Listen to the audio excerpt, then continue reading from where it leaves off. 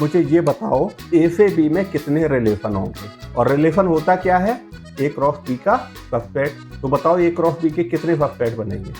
Since A cross B has 12 elements, so it will have 2 to the power 12 subset. और हर subset क्या है, relation. Relation क्या है, ए क्रॉस बी का सबसेट ही है ना। तो ए से बी में कितने रिलेशन होंगे, जितने सबसेट हैं 2 पावर 12। तो आप यहीं से समझ गए होंगे। इन जनरल आपको क्या मिला formula, in general number of relations from set A to set B कितना होगा, 2 to the power number of elements in A cross.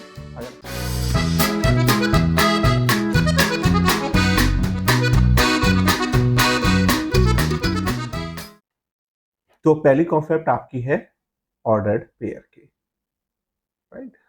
तो इसको पेयर क्यों बोलते हैं, पेयर बोलने का मेन रीजन ये है क्योंकि आप दो, इनको एलिमेंट ऑब्जेक्ट जो भी बोलना चाहो, है ना, आप दो चीजें लिखते हो तो ये आपका पेयर हो गया ए एंड बी। ऑर्डर्ड क्यों बोलते हैं, ऑर्डर्ड इस वजह से कि प्लेसमेंट जो है ये आपका मैटर करता है। A comma B and B comma A ये दोनों डिफरेंट है। आप अभी के लिए एग्जाम्पल से समझ लो, जैसे आप में कार्टेशियन प्लेन की बात करो तो point 1,2 and point 2,1 are they same और डिफरेंट, दे आर डिफरेंट, है ना। पहले 1 लिखा है बाद में 2 लिखा है, या पहले 2 लिखा है बाद में 1 लिखा है, दोनों का डिफरेंट मीनिंग है।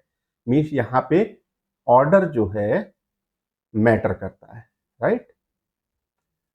तो जब भी किसी आप पेयर, जब भी आप कोई दो एलिमेंट लिख रहे हो, है ना, तो दो एलिमेंट का मतलब पेयर हो गया। जहां पे ऑर्डर मैटर करता है उसको हम क्या बोलते हैं, ऑर्डर्ड पेयर। और ये चीजें हम ऑलरेडी क्लास 10th में कार्टेशियन प्लेन फॉर एग्जाम्पल है, इसमें आपको पॉइंट 1,2 आपका कहाँ पे होगा, पॉइंट 1,2 आपका यहाँ पे होगा, राइट। दिस इज पॉइंट 1,2 और पॉइंट 2,1 कहाँ पे होगा, पॉइंट 2,1 आपका यहाँ पे होगा।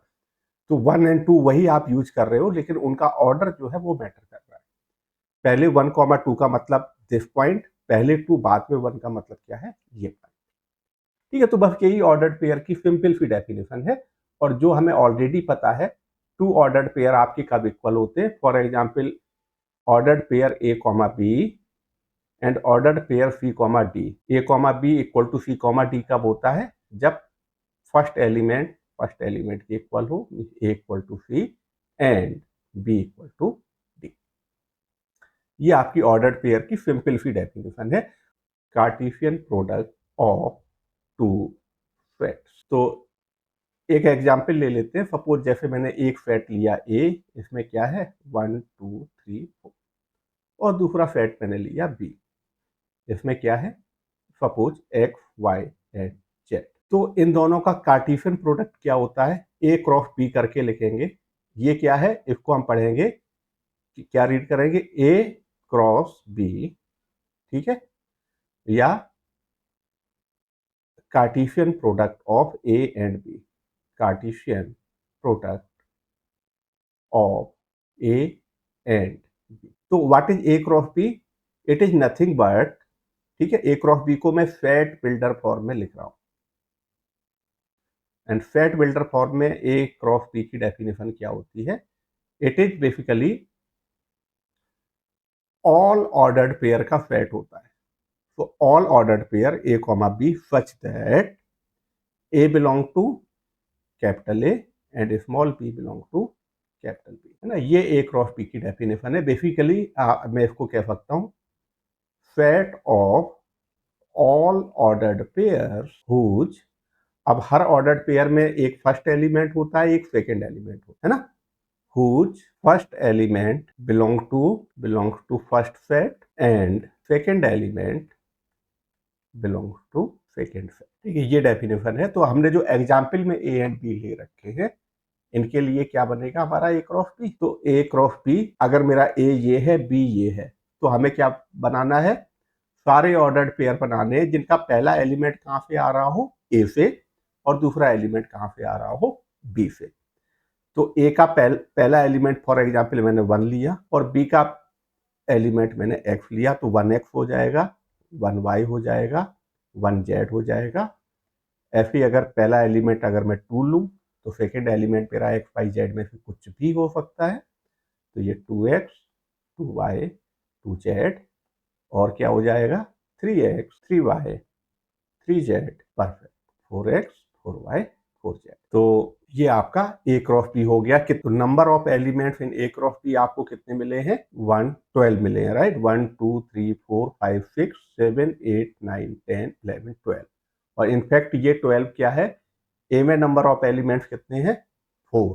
ठीक है, तो ये आपको इन जनरल इफ ए और बी के साथ कुछ स्पेशल नहीं है, राइट। ये आप इस फॉर्मूले की तरह आपका हो गया ए क्रॉस बी में कितने एलिमेंट होंगे। इस फॉर्मूले का प्रूफ वैसे तो ऑब्जर्वेशन से ही क्लियर है आपको, इसका प्रूफ मैं आपको बताऊंगा जब हम परम्यूटेशन एंड कॉम्बिनेशन चैप्टर पढ़ रहे होंगे, तब मैं इसका प्रूफ बताऊंगा आपको। अब आती है डेफिनेशन, जो कि चैप्टर का टाइटल है। क्या है? Relations and functions. रिलेशन क्या होता है, इसकी डेफिनेशन पढ़ते हैं। A relation from set A to set B is a subset of A cross B। बस ये छोटी सी definition. Relation from set A to set B is what? A subset of A cross B। तो ऊपर वाला जो A and B है वही मैं रिपीट कर लेता हूँ। A क्या था मेरा? 1 2 3 4। B में था x y z, है ना। A क्रॉस B ऊपर बना हुआ है, मैं दोबारा से मैं लिख नहीं रहा हूँ। 1x। मुझे A क्रॉस B का कोई एक सबसेट बता दो, उसको मैं R से डिनोट कर रहा हूँ। तो अगर मैं एफ आर की बात करूं तो आप लिखोगे बिकॉज, है ना, since R is a subset of A cross B, right, तो R is a relation from A to B. इतनी इजी सी डेफिनेशन है। तो ये आर का कौन सा फॉर्म है? ये आर का है रोस्टर फॉर्म, राइट। एक एरो डायग्राम और होता है रिलेशन का, उसको और समझ लो, एरो डायग्राम। ठीक, तो इसी रिलेशन का जो मैंने अभी अभी आर बनाया है, इफ आर का एरो डायग्राम क्या होगा इसको देख लेते हैं। तो एरो डायग्राम किस तरह से बनाएंगे? R is a relation from A to B. तो दो सेट बनाएंगे, एक लेफ्ट में एक राइट में। लेफ्ट में ए होगा, राइट में बी होगा, और ऊपर आप इस तरीके से आर लिख दोगे। ठीक है, तो आर जो है क्या बता रहा है? ये रिलेशन है ए से बी। अब ए के अंदर क्या लिखोगे? ए के जो एलिमेंट है, ए के एलिमेंट क्या थे? 1 2 3 4, यही थे ना ए के एलिमेंट। कहाँ चला गया ये? ओके। और बी के एलिमेंट क्या थे? X Y Z. अब आर में देखो क्या है? 1 x, this belong to R. 1 से एक्स की तरफ एक एरो ड्रॉ कर दोगे, और क्या दिख रहा है? 1 y बिलोंग टू आर, तो 1 से y की तरफ एक एरो ड्रॉ कर दोगे, और 1 z भी है, तो 1 से एक z की तरफ एरो आप ड्रॉ कर दोगे, और क्या है? 2 y, तो एक 2 से y की तरफ एरो ड्रॉ कर दोगे। तो ये इसी रिलेशन का क्या है? Arrow diagram. तो रिलेशन को देख के एरो डायग्राम आप बना लोगे। एक चीज और है ना, इसकी वोकेबुलरी पे ध्यान देना है हमें। ऊपर मुझे दिख रहा है for example 2 y belong to R, दिख रहा है। 2 y ऐसे ले लिया, 1 x भी ले सकता था, 1 y भी ले सकता था, 1 z भी कोई भी एलिमेंट में ले सकता था। उसको लिखेंगे किस तरह से? 2 y belong to R, we also say that 2 is related to y under relation R. तो ये बस मैं कुछ वोकेबुलरी अगर मैं ये कहूं तो इधर से आपको और क्या दिख रहा है? 1 is related to X, 1 is related to Y, 1 is related to Z, 2 is related to Y. अगर मैं ये कहूं 3 जेड, ये आर में है नहीं है ना? 3 Z does not belong to R. इस चीज को क्या कहेंगे? 3 is not related to Z under R. और देखना, तो इन जनरल डेफिनेशन क्या है? इन जनरल आप इस तरह से कहते हो, इन जनरल अगर ए कॉमा बी आर में बिलोंग कर रहा है तो we say that A is related to B under relation R. ठीक है, एरो डायग्राम भी बनाना सीख लिया। एक नोटेशन और है, is also denoted as A R B. इसको अभी तो ज्यादा यूज नहीं करेंगे, क्लास 12th में बहुत यूज करेंगे। तो ए आर बी का मतलब क्या हुआ? ए आर बी का मतलब बेसिकली है A comma B belong to R, है ना। तो it is just another notation है और कुछ नहीं है। ओके, ये चीज हो गई। और फॉर एग्जाम्पल ऊपर का जो एग्जाम्पल था, यहाँ पे जैसे 3, Z does not belong to R, right. तो इस चीज को हम कैसे लिखेंगे, इसको ऐसे लिखेंगे 3R Z नहीं है। इसको क्या पढ़ेंगे, 3 is not related to, just another notation है और कुछ नहीं, रिलेटेड टू Z अंडर। ठीक है, तो ये एक आपका दूसरा नोटेशन आ गया। यही डेफिनेशन है इसकी। तो अभी हमने जो रिलेशन की डेफिनेशन देखी, वो रिलेशन की डेफिनेशन हमने कहाँ से देखी, relation from set A to set B. यहाँ पे मैंने ऐसा तो कुछ कहा नहीं है कि बी ए से डिफरेंट होना चाहिए, ऐसा तो कुछ कहा नहीं है ना। तो रिलेशन मेरा ए से ए में भी हो सकता है, तो वो क्या होगा, ए क्रॉस ए का सबसेट होगा। तो वो उसको एक और पर्टिकुलर केस में ले लेते हैं, when A equal to B या बी इक्वल टू ए, कुछ भी कह लो, एक ही बात है। That is a relation from set A to set A, ये क्या होगा, is a subset of A cross A. Clear है। Relation from A to B क्या है, ए क्रॉस बी का subset. Relation from A to A क्या होगा, A cross ए का सबसेट। बट मेन चीज ये है, रिलेशन फ्रॉम ए टू ए को ब्रीफ में ऐसे भी बोल देते हैं, रिलेशन इन ए, या इसी का मतलब है रिलेशन ऑन ए। तो रिलेशन इन ए का मतलब क्या है, रिलेशन फ्रॉम ए टू ए, या रिलेशन ऑन ए का मतलब क्या है, रिलेशन फ्रॉम ए टू ए। इतना लिखने की बजाय शॉर्टकट उसको नाम दे दिया रिलेशन इन ए, पर ये इज नहीं है, दिस इज इन ए, है ना, या रिलेशन इन ए या रिलेशन ऑन ए। ओके, तो ये आपकी एक डेफिनेशन हो गई। अब जरा बात करते हैं number of relations from finite set A to finite set B. हम ये जानना चाह रहे हैं कि मेरे पास एक सेट ए है, एक सेट बी है, दोनों फाइनाइट सेट है। फाइनाइट का मतलब उनमें फाइनाइट एलिमेंट। तो ए से बी में कितने रिलेशन होंगे। फॉर एग्जाम्पल ऊपर वाले एग्जाम्पल पिक कर लेते हैं। ए मेरा 1 2 3 4 है और बी क्या है, एक्स वाई जेड। तो ए क्रॉस बी में कितने एलिमेंट आएंगे, मैं ए क्रॉस बी नहीं बना रहा हूँ, ए क्रॉस बी में कितने एलिमेंट आए थे, number of elements in A cross B कितने आए थे, 12। 12 कैसे निकाला था, number of elements in A multiplied by number of elements in B, means 4 into 3 means 12 आया था। मुझे ये बताओ ए से बी में कितने रिलेशन होंगे, और रिलेशन होता क्या है, ए क्रॉस बी का सबसेट। तो बताओ ए क्रॉस बी के कितने सबसेट बनेंगे, since A cross B has 12 elements, so it will have 2 to the power 12 subsets. और हर सबसेट क्या है, रिलेशन। रिलेशन क्या है, ए क्रॉस बी का सबसेट ही है ना। तो ए से बी में कितने रिलेशन होंगे, जितने सबसेट हैं 2 पावर 12। तो आप यहीं से समझ गए होंगे। इन जनरल आपको क्या मिला formula, in general number of relations from set A to set B कितना होगा, 2 to the power number of elements in A cross B. अगर किसी सेट में 5 एलिमेंट है तो उसके कितने सबसेट होंगे, 2 पावर 5। पावर सेट यही बताता है, पावर सेट में क्या होता है, सेट ऑफ ऑल सबसेट। ठीक है, तो ये आपको क्लियर हो गया। ए से बी में कितने रिलेशन होंगे, 2 power number of elements in A cross B. A cross B में कितने एलिमेंट होंगे ये आपको पता है, निकालना आता है, आप ये भी कह सकते हो। ठीक है, तो ये भी लिख सकते हो, बट मैं इसको फॉर्मूला मान के चल रहा हूँ। 2-3 छोटी छोटी डेफिनेशन और है, domain and range of a relation. Domain क्या होता है और रेंज क्या होता है। तो एग्जाम्पल ले लेते हैं। एग्जाम्पल सपोज वही ले लिया मैंने, 1 2 3 4 और बी क्या है मेरा, एक्स वाई जेड। मैं एक रिलेशन बना रहा हूँ are, 1x 1y 2x 2y 2z। ठीक है, ये आपका रिलेशन है। अब मेरा क्वेश्चन ये है कि इस रिलेशन का, आर रिलेशन है ए से बी में, R is a relation from A to B. क्यों है, क्योंकि ये ए क्रॉस बी का सबसेट। अब इसका डोमेन क्या होता है, डोमेन ऑफ आर। तो इसकी डेफिनेशन है basically set of all first elements. और रेंज क्या होता है, रेंज की डेफिनेशन है set of all second element. तो देख के बता दो, फर्स्ट एलिमेंट में आपको क्या क्या दिख रहा है, 1 1 1 2 2। तो इफेक्टिवली आपको 1 और 2 यही दो एलिमेंट दिख रहे हैं, क्योंकि सेट में एक एलिमेंट को रिपीट नहीं करते हैं। तो ऐसा नहीं है कि 3 बार 1 लिखोगे, एक बार ही 1 लिखो। और रेंज आपको क्या दिख रही है, X Y Z, X Z means X Y Z, ये 3 एलिमेंट आपको रेंज में दिख। ओके, तो this is domain and this is range. अब इसी रिलेशन का एरो डायग्राम एक बार और बना लेते हैं। ठीक है, इसका एरो डायग्राम क्या हो जाएगा, एरो डायग्राम, ये मेरा ए रहा, ये मेरा बी रहा, और ये आपका रिलेशन है ए से बी में आर। ए में 1 2 3 4 है एंड बी में एक्स वाई जेड है। रिलेशन को देख के आपको क्या लग रहा है, 1 से एक्स की तरफ एक एरो जाएगा, 1 से वाई की तरफ एक arrow, 2x 2y and 2z।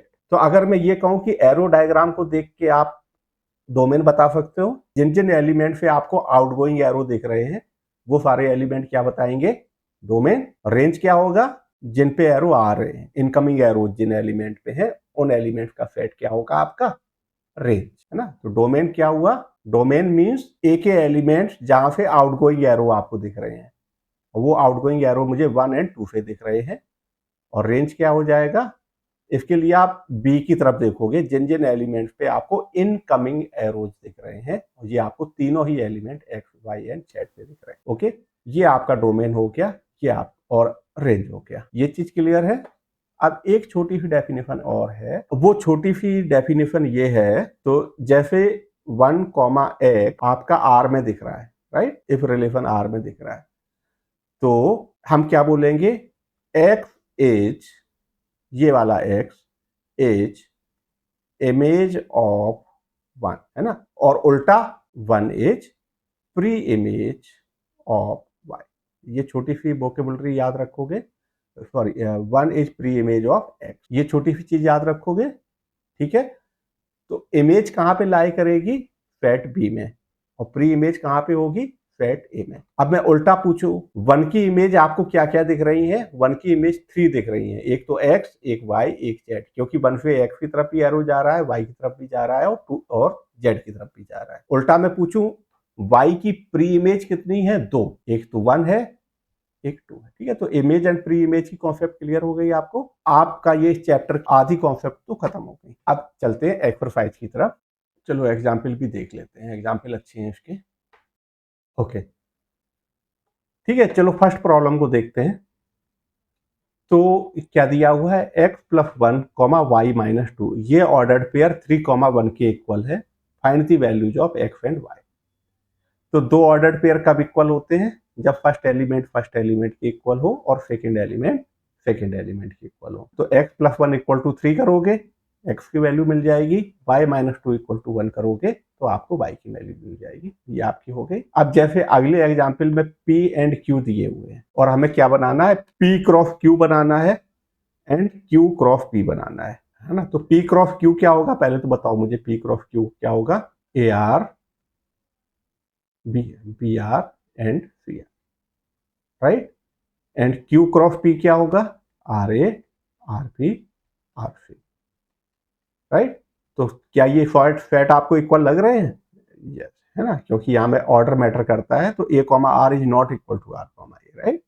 तो in general P cross Q is not equal to Q cross P, right. दो सेट कब इक्वल होते हैं, जब पहले के सारे एलिमेंट दूसरे में हो, दूसरे के सारे एलिमेंट पहले में हो, है ना। तो P cross Q and Q cross P के in general element he different होते हैं, तो सेट कहां से इक्वल हो जाएंगे, ठीक है। तो यहाँ पे 3 सेट दिए हुए हैं, A B एंड C, और इनकी हेल्प से हमें क्या बनाना है, हमें ये बनाना है। तो एक हाथ बना लेते हैं साथ में, ठीक है। तो मैं क्वेश्चन नहीं लिख रहा हूं to save some time.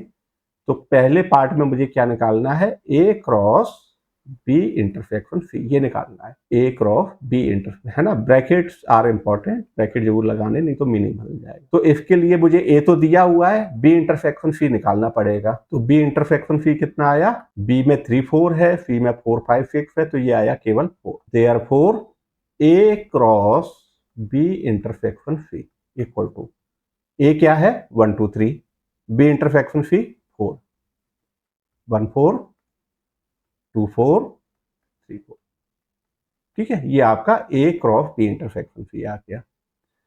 Second बना लोगे, A cross B intersection A cross C. Third, A cross B union C, ठीक है। ये थोड़ा अलग है, पहले ए क्रॉस बी बनाना पड़ेगा, ए क्रॉस सी बनाना पड़ेगा। तो पहले आपने ए क्रॉस बी निकाला, 1 3 1 4 2 3 2 4 एंड 3 3 3 4, ये हमारा क्या हो गया, ए क्रॉस बी। और हमें ए क्रॉस सी चाहिए, तो ए क्रॉस सी भी बता दो क्या बनेगा, 1 4 1 5 1 6 2 4 2 5 2 6 एंड 3 4 3 5 3 फिक्स। अब इन दोनों को गौर करो और बताओ इन दोनों में कुछ कॉमन आ रहा है क्या? A cross B intersection A cross B, तो 1 3 नहीं है इसमें, राइट, 1 4 है, और 2 3 दिख रहा है, 2 3 नहीं दिख रहा है, 2 4 दिख रहा है ना, 2 4 दोनों में है, 3 3 नहीं है, 3 4, तो ये 3 एलिमेंट दिख रहे हैं, तो आपका आंसर हो गया 1 4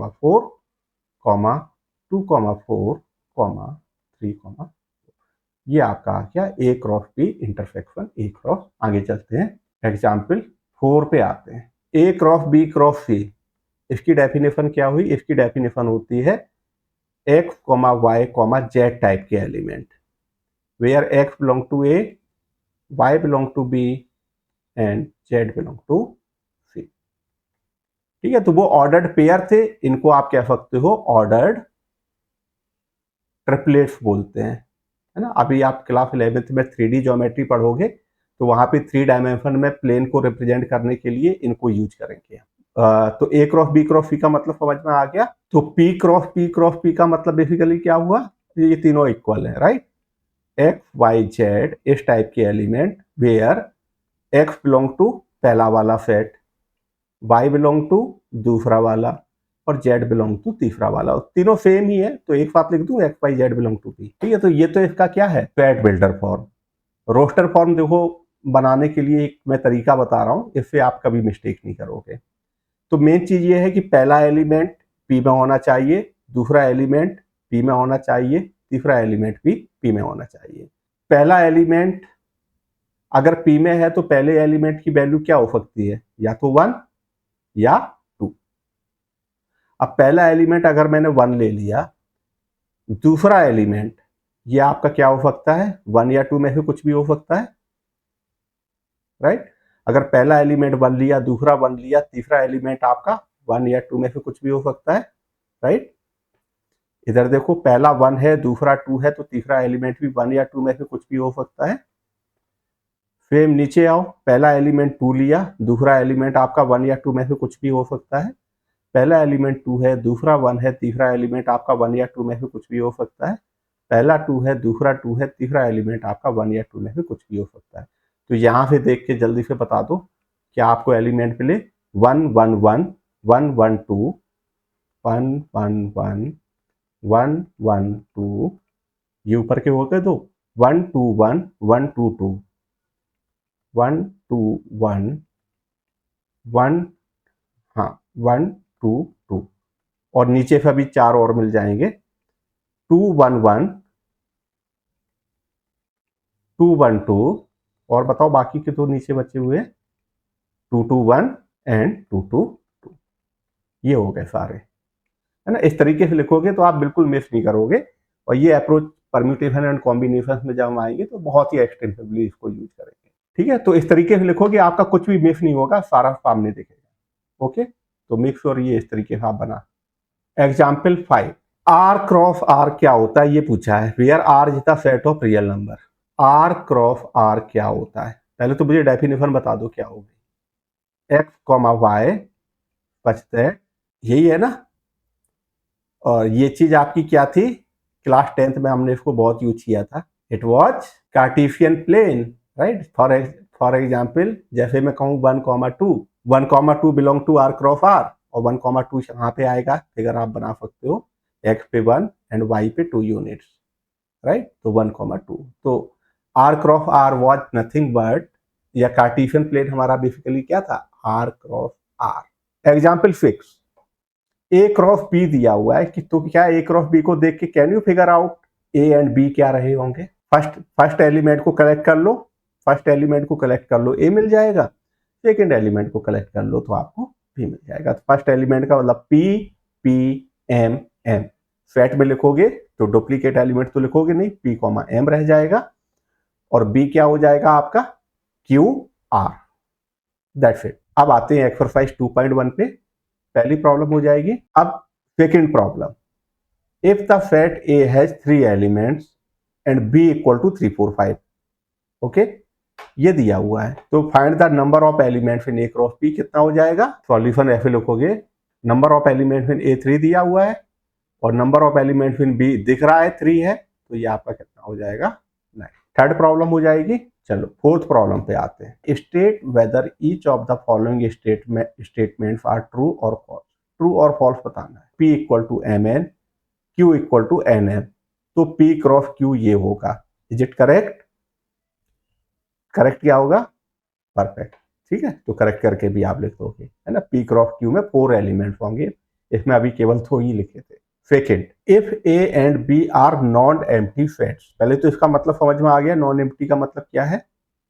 ए एंड बी, हाँ ए एंड बी में दोनों में एटलीस्ट 1 एलिमेंट तो है ही। हाँ, नॉन एम्प्टी का मतलब एलिमेंट्स के टर्म में आप कह सकते हो number of elements in A is greater than 0, number of elements in B is greater than 0।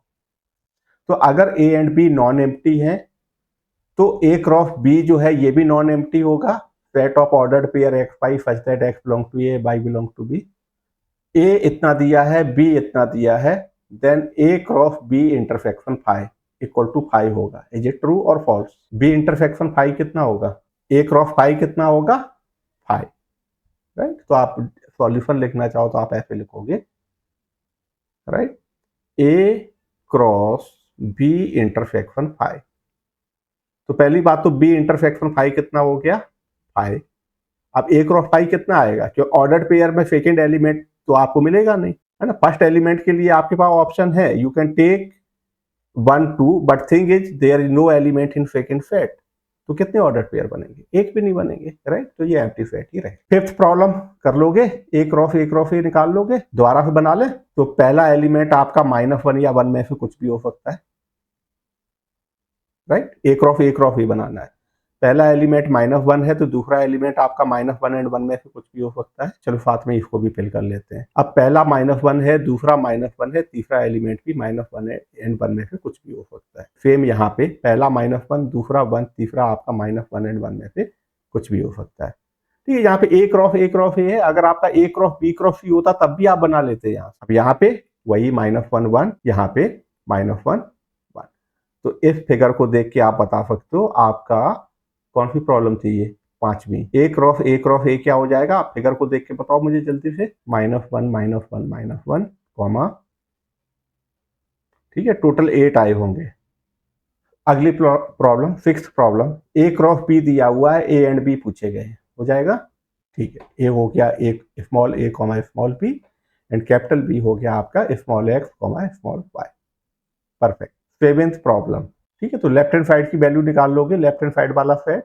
पहले बी इंटरसेक्शन सी निकालोगे, बी इंटरसेक्शन सी तो एम्प्टी आएगा, है ना। तो A cross empty set empty आ जाएगा, लेफ्ट हैंड साइड वाला सेट एम्प्टी आ गया। राइट हैंड साइड वाला भी चेक करोगे, वो भी एम्प्टी आएगा। वेरीफाई करना तो आपको पता है एम्प्टी आएगा। ए क्रॉस बी निकालोगे, ए क्रॉस सी निकालोगे, उनका इंटरसेक्शन एम्प्टी आएगा, वेरीफाई करना है। और ए क्रॉस सी बना लोगे, बी क्रॉस डी बना लोगे, आपको दिखेगा कि A cross C is a subset of B cross C. ठीक है, हो जाएगा वेरीफाई। परफेक्ट। 8वीं प्रॉब्लम, ए 1 2 है, बी 3 4 है, ए क्रॉस बी बनाना है, बना लोगे। क्या आएगा? 1 3 1 4 2 3 2 4। और आगे कुछ और पूछा गया, how many subsets will A cross B have. A cross B में 4 एलिमेंट है, तो 4 एलिमेंट वाले सेट के कितने सबसेट होंगे? 2 पावर 4। इन्होंने ऐसे पूछा है, लेकिन आप वो भी बता सकते हो। अगर ये कहा जाता how many relations are there from A to B, तो वो भी आपका क्या होता है? 2 power 4, because relation from A to B क्या होता है? It is a subset of A cross B. List them बना लोगे, तो ये पिछले चैप्टर की प्रॉब्लम हो गई। ए क्रॉस बी के, हाँ, 2 पावर 4 16 सबसेट बनेंगे, बना लोगे वो 16 subset. 9th problem, let A and B be 2 sets, A में 3 एलिमेंट्स है एंड बी में 2 एलिमेंट्स है। If x, 1 y, 2 z, 1 are in A cross B, तो find A and B where x, y and z are distinct element. तो पहले तो ये सारे एलिमेंट आपके ए क्रॉस बी में है, इसका मतलब फर्स्ट एलिमेंट कहां पे रहा होगा? ए में। सेकंड एलिमेंट कहां पे रहा होगा? बी में, राइट। इसका मतलब कैपिटल ए क्या रहा होगा? x, y, z, और कैपिटल बी क्या रहा होगा? 1 2। Because X Y Z different दिए थे, तो ए में आपको 3 एलिमेंट दिख रहे हैं ना, X Y Z, they are different, और बी में 1 2 वो भी डिफरेंट दिख रहे हैं, है ना। तो ये आपका ट्रिवियल प्रॉब्लम ही थी, राइट। और कुछ बचा है इसमें? लास्ट प्रॉब्लम बची है। अभी ये कार्टेशियन प्रोडक्ट था, फिर इसके बाद रिलेशन भी वैसे हम पढ़ चुके हैं, है ना। अभी ये कार्टेशियन प्रोडक्ट पे ही चल रहा था सारा का सारा। The Cartesian product of A cross A has 9 elements. A cross A तो समझ में आ गया ना। ए क्रॉस ए में 9 एलिमेंट हैं। बताओ ए में कितने एलिमेंट रहे होंगे। Number of elements in A cross A क्या होगा, number of elements in A into number of elements in A. क्योंकि अभी अभी आपने देखा था जो हमारा फॉर्मूला है, number of elements in A cross B equal to number of elements in A into number of elements in B. अब हमारा यहाँ पे ये है कि ए और बी दोनों इक्वल है, राइट। तो number of elements in A cross A क्या हुआ आपका, number of elements in A into number of elements in A, right. अब ये चीज आपको 9 दी हुई है, इसका मतलब नंबर ऑफ एलिमेंट्स इन ए का स्क्वायर इक्वल टू 9। इसका मतलब नंबर ऑफ एलिमेंट्स इन ए कितना हो गया, है ना। वैसे तो प्लस माइनस 3 हुआ, नेगेटिव तो 3 होगा नहीं नंबर ऑफ एलिमेंट, तो आप क्या लोगे, पॉजिटिव 3। ये चीज पता चल गई, ए में 3 एलिमेंट्स रहे होंगे। अब इन्होंने ये कहा है कि -1, 0 एंड 0, 1 ये ए क्रॉस ए के एलिमेंट है, राइट। -1, 0 एंड 0, 1 ये आपके ए क्रॉस ए में है, ये लिखा हुआ है। A cross A has 9 elements among which are found -1, 0 and 0, 1। Total 9 element होंगे, बट 9 में से मुझे ये 2 एलिमेंट पता है। तो इससे आपको क्या पता चल रहा है, -1 एंड 0 आपके ए में रहे होंगे, एंड 0 एंड 1 ये आपके ए वाले ए में रहे होंगे, but both A R same, right. तो यहाँ पे ये चीज तो हमें पता चल रही है, -1, 0 एंड 1 ये डेफिनेटली ए में रहे होंगे। ए में है कितने एलिमेंट, ए में कितने एलिमेंट है, इसका मतलब ए हमें पूरा ही पता चल गया, एज -1, 0, 1। अब जब हमें ए पूरा पता चल गया तो क्या मैं ए क्रॉस ए नहीं निकाल सकता। पहला एलिमेंट -1, 0 या 1 में से कुछ भी हो सकता है। पहला एलिमेंट -1 है तो दूसरा आपका -1, 0 या 1 में से कुछ भी हो सकता है। -1, 0 या 1 में से कुछ भी हो सकता है। -1, 0 या 1 में से कुछ भी हो सकता है, राइट। तो आपको ए क्रॉस ए देखा, -1, -1, -1, -1, 0, -1, 1 ऊपर वाले तीनों हो गए, फिर 0, -1 और